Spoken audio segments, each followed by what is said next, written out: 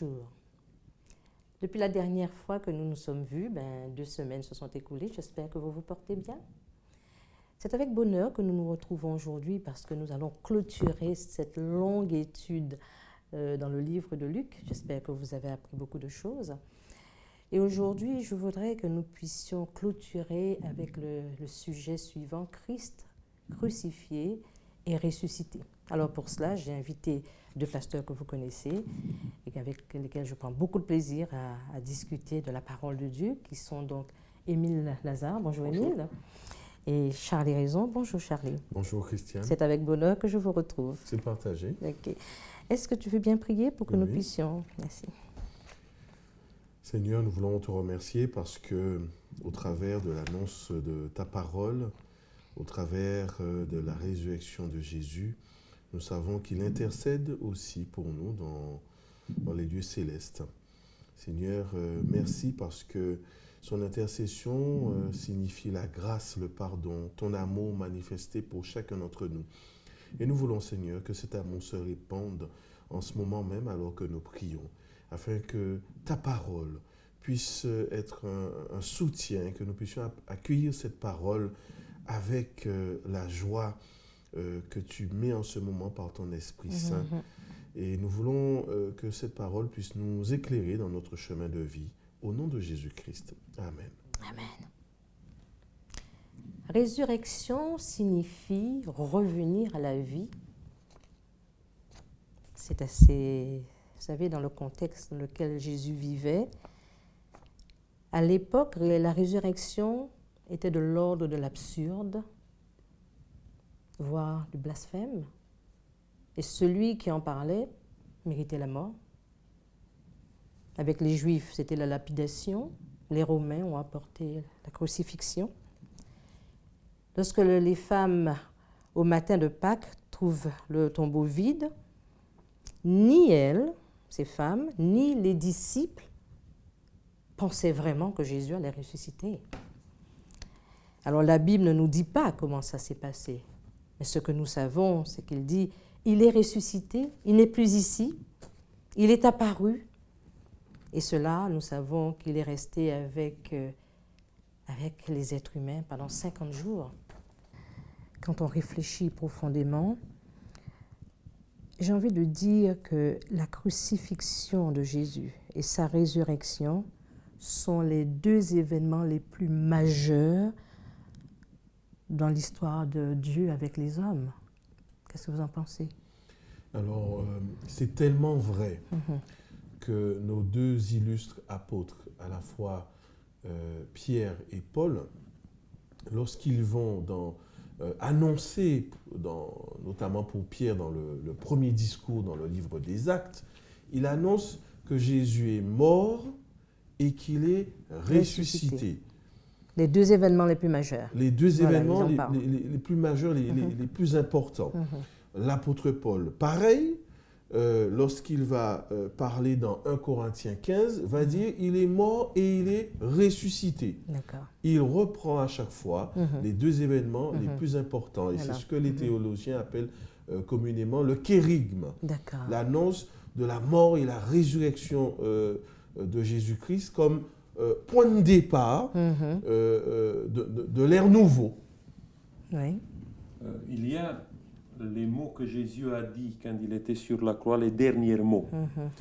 Quand il a dit, avant de mourir, bon, c'est une traduction que j'utilise de l'évangile de Jean, Jean chapitre 19, verset 30. Jésus prend le vinaigre, ensuite il dit « tout est fini ». Il baisse la tête et il meurt. Cette expression « tout est fini », ce n'est pas tout à fait comme ça. Parce que si vous étudiez bien ce que Jésus a dit, il y a des traducteurs qui disent que c'est plutôt « tout est accompli ». Tout est accompli, voilà. Pourquoi? Parce que dans la Bible, il y a un projet que Dieu a fait pour l'humanité, pour sauver l'humanité du péché. Et le moment où Jésus il était sur la croix, il était conscient que le moment le plus important de la réalisation de ce projet de Dieu de nous sauver, c'était à ce moment-là où Jésus devait mourir et il devait ressusciter. Et avant de mourir, Jésus, il a dit maintenant, tout est accompli. Tout est accompli. Le plan de Dieu, le projet que Dieu a eu pour l'humanité, il est arrivé à son terme. Et à partir de la résurrection, quand Jésus a ressuscité, à partir de ça, on peut dire que nous vivons dans un projet déjà accompli. Et ça, pour nous, ça c'est vraiment une bénédiction. Absolument. Et c'est pour ça que la prédication de la mort et de la résurrection, c'est le moment le plus accompli, le plus important de l'histoire de l'humanité. Parce qu'à partir de ça, on peut dire, voilà, nous avons un futur, nous avons un espoir. Nous pouvons aller vers une fin de l'histoire qui n'est pas l'anéantissement de la race humaine, mais la race humaine sera à la fin sauvée. Et par rapport à ce que vous dites, ça me fait penser à un texte très important et qui représente pour les chrétiens, pour les croyants, le sommet de l'amour de Dieu, il y a un texte que tout le monde connaît. Jean 3,16. Jean 3,16, et qui dit quoi, en fait? Que Dieu, il a tellement aimé le monde, qu'il a tellement aimé les êtres humains, qu'il a donné ce qu'il avait de plus cher pour leur exprimer son amour. Hein? Voilà. Même Jésus, dans l'évangile de Jean, quand il était avec les disciples, le jour d'avant sa mort, il disait que son moment de gloire s'approche. Pour lui, la mort, c'était le moment de gloire, le moment où Dieu va se montrer dans toute son gloire. Oui. Pour nous, la gloire de Dieu, c'est quoi? C'est toute sa magnificence. Voilà, la magnificence de Dieu. Oui. Mais en réalité, la gloire que Dieu nous a montrée, quand il a été capable de faire ce sacrifice pour nous. Oui. C'est extraordinaire, ce sacrifice. C'est quand on y réfléchit. Je pense que nous devrions passer plus de temps à réfléchir à ce qu'il a vécu. Quand on faisait la préparation, Émile, tu disais tout à l'heure que Satan voulait massacrer notre Seigneur. Voilà, sur la croix, oui. C'était ça. Bon, quand on regarde la croix, d'abord c'est la mort. La mort que Jésus devait supporter, une mort, c'était une mort sans espoir. Une mort où il était éloigné totalement de son Père. Et bon, je ne peux pas m'imaginer comment il a ressenti ça. Parce qu'il était de l'éternité avec son Père. Après, quand il est venu sur la terre, il n'a pas fait un pas sans avoir comme ça l'assurance que son Père, il est avec lui. Il a cherché toujours la face de son Père. Quand il est arrivé au moment de la mort, bon, c'est le moment où le Père le quitte un peu, il le laisse tout seul. On va revenir là-dessus tout à l'heure, oui. Et Satan, il ajoute, parce qu'il le sait affaiblir, il ajoute la torture de la crucifixion. Voilà. Parce que ça, c'était la torture, la crucifixion. Parce qu'il ne faut pas oublier, avant la croix, il y avait d'abord la flagellation. Absolument. Et la plupart des condamnés mouraient au moment de la flagellation, parce que la flagellation, ce n'était pas des petits brindilles avec lesquels on vous frappait. Les Romains, ils étaient atroces. Normalement, quelqu'un qui était crucifié, il n'était pas flagellé. Parce que ce n'est pas les deux en même temps, mais dans ce cas. Ça lui suffisait la torture de la crucifixion. Et pour avoir comme ça la possibilité de réjouir les gens qui le regardaient un peu plus longtemps, il ne faudra pas l'affaiblir.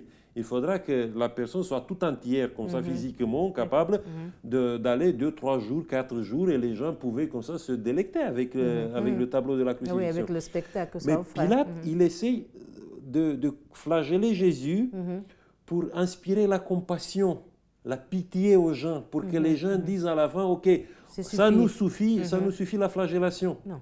Mais la haine est tellement grande, et peut-être la manipulation du diable est tellement forte que, bon, à la fin, Pilate, il doit accepter de le crucifier, même s'il a été flagellé. Le peuple perd la raison. Alors, mais ça va être encore beaucoup plus dur parce que sur la croix, alors j'aurais bien aimé peut-être que vous me disiez quelque chose. Comment se fait-il que Jésus-Christ, il hurle à son Père, pourquoi m'as-tu abandonné? Je crois que là, on a du mal à comprendre. Est-ce que tu peux nous expliquer ça? Il y a plusieurs éléments qu'il nous faut avancer. Au travers du texte de Philippiens 2, versets 6 à 11. On va le prendre. Nous n'allons pas lire le texte, D'accord, mais pardon. il y a quand même deux mouvements dans le texte. Un premier mouvement où on voit Jésus qui entre dans la mort, Jésus qui, dans son humanité, s'abaisse, il meurt à la croix, donc une mort atroce, une mort définitive dans l'esprit de certains, mais le Père a un projet.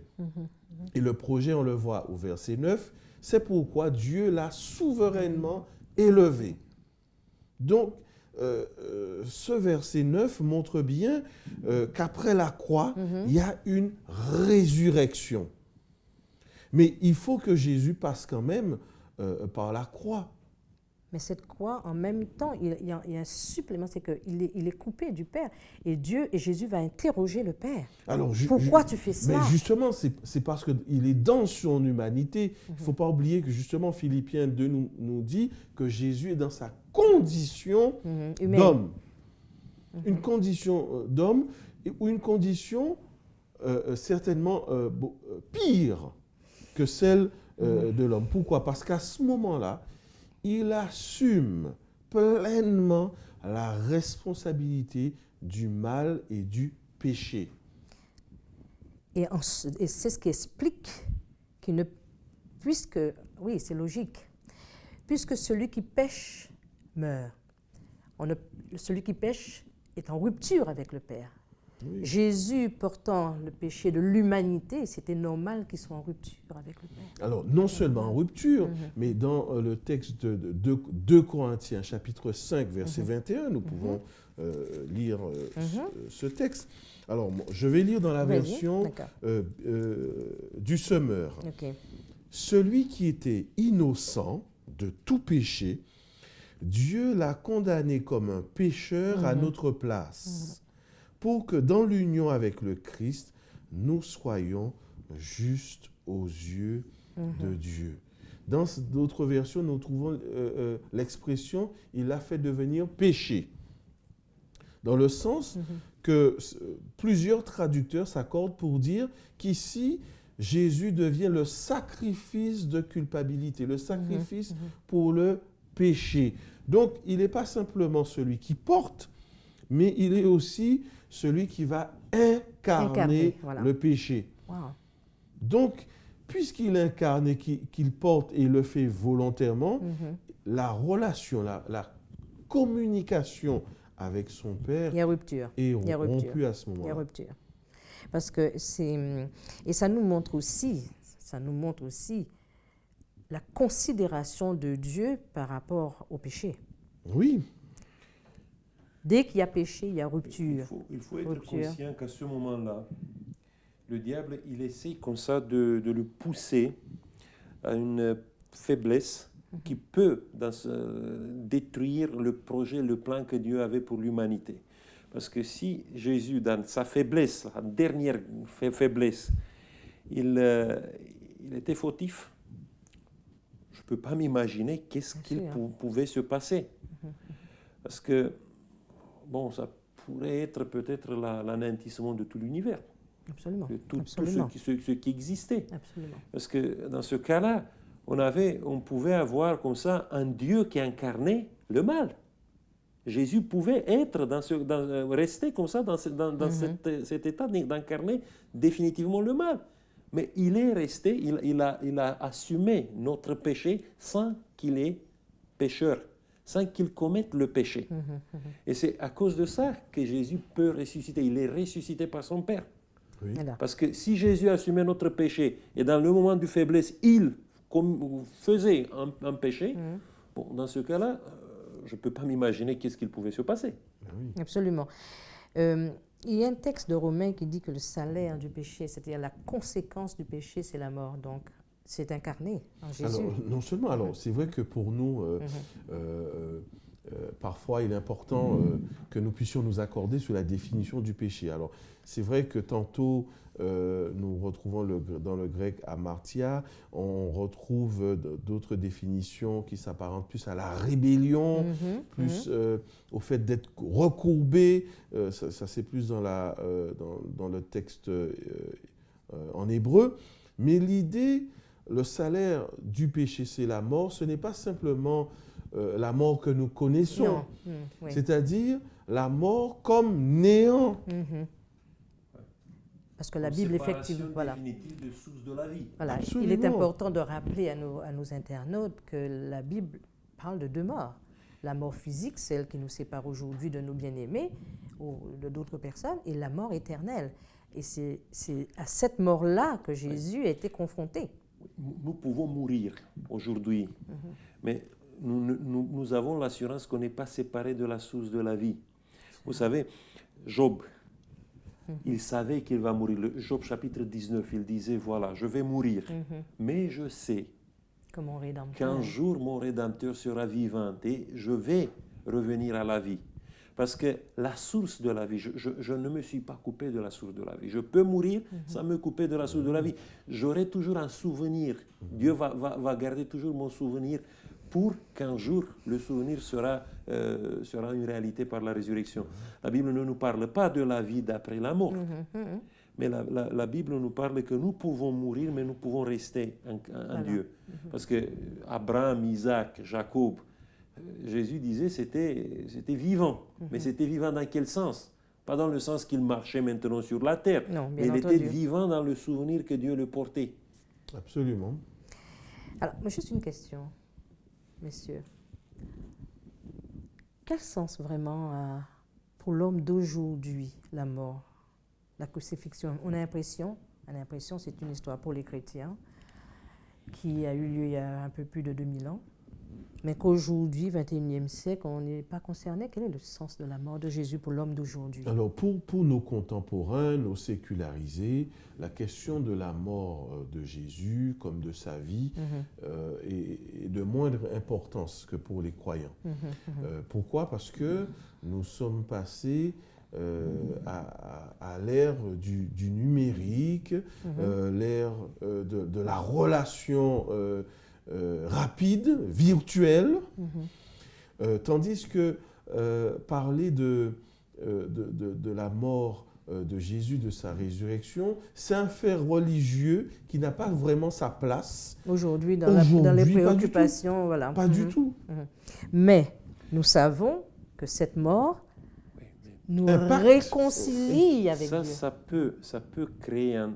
Je crois que les gens aujourd'hui, ils doivent savoir que Dieu, il est venu, il a vécu, et que Dieu a souffert comme personne d'autre ce qui se passe dans notre monde de plus mal.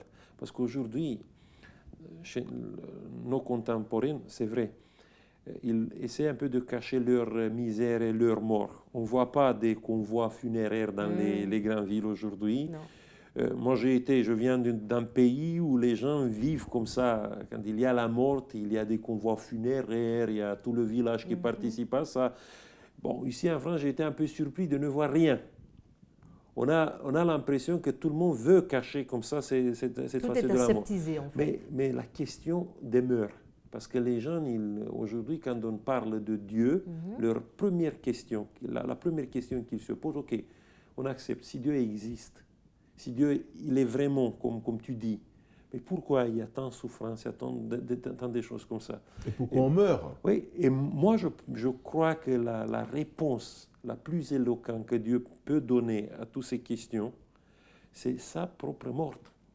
Parce qu'il est venu, il a vécu ce que nous vivons, et il ne nous a pas donné une explication philosophique pourquoi il y a tant de souffrance, mais il nous a donné une autre réponse. Je suis avec toi. Je ne suis pas loin de toi quand tu es dans la souffrance, parce que je te comprends mieux que personne d'autre. Et ça, les gens, je crois qu'il faut exploiter ça, il faut le dire ça. Il faut que les gens soient conscients que la crucifixion de Jésus, c'est en fait une sorte de compassion que Dieu, ou de compassion que Dieu peut nous apporter dans les moments difficiles que nous avons. Je peux vous proposer un texte dans Romains 5, verset 10, qui, à mon avis, peut-être va répondre de façon plus percutante à cette question. Romains 5, le verset 10, que nous connaissons d'ailleurs. et qui nous dit « Car si lorsque nous étions ennemis, nous avons été réconciliés avec Dieu par la mort de son Fils, à plus forte raison, étant réconciliés, sommes-nous sauvés par sa vie. » Le texte nous dit brièvement, tout simplement, que la mort de Jésus réconcilie l'homme, sur le plan spirituel, réconcilie l'homme avec Dieu. C'est-à-dire, l'homme peut rentrer en contact dorénavant. Avec, nous pouvons dire que au travers de la mort de Jésus, c'est une vie qui est répandue pour l'humanité. Voilà.